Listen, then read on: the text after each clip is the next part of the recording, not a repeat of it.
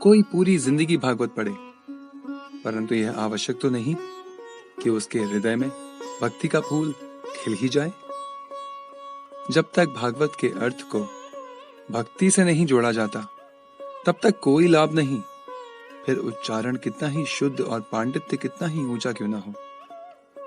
कुलिया गांव में जन्मे श्रीमान देवानंद पंडित की स्थिति भी कुछ ऐसी ही थी। देवानंद पंडित जगत से एकदम विरक्त तो थे और भागवत के बड़े ही विद्वान थे। उनका समय भी भागवत कथा कहने और सुनने में ही बीतता था, पर दुर्भाग्यवश उनके हृदय में कृष्ण अनुराग विकसित ही नहीं हुआ था। एक समय श्रीवास पंडित उनकी कथा सुनकर भाव से भर उठे और उनके अश्रु गिरने लगे।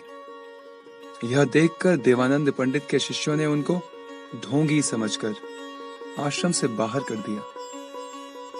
देवानंद पंडित ने यह सब होता हुआ देखकर भी कुछ नहीं कहा और अपने लिए एक अमंगल को जन्म दे दिया। श्री चैतन्य महाप्रभु से कोई बात कैसे छिप सकती थी।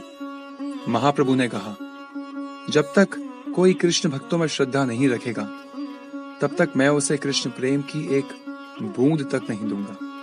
बहुत समय बीतने पर भी देवानंद पंडित को श्रीमद् भागवत का रस नहीं मिला और फिर एक दिन ईश्वर की विशेष कृपा से चैतन्य महाप्रभु के पार्षद श्री वक्रेश्वर पंडित कुलिया गांव पहुंचे। उनका विशेष तेज देखकर और उनका दिव्य कीर्तन देखकर देवानंद पंडित बड़े ही प्रभावित हुए। जैसे जैसे रात बीतती गई, दिव्य कीर्तन में भाग लेने के लिए अनेकों लोग वहां इकट्ठा होने लगे। वक्रेश्वर पंडित को कीर्तन में मग्न देखकर देवानंद पंडित ने एक लाठी उठाकर लोगों को व्यवस्थित करना प्रारंभ कर दिया। जब वक्रेश्वर पंडित कीर्तन करते करते मूर्छित हो गए, तब बड़ी ही श्रद्धा से देवानंद पंडित ने उनकी सेवा की। उनके मस्तक को उठाकर अपनी गोद में रखा, उनके शरीर पर लगी हुई धूल को अपने माथे पर लगाया।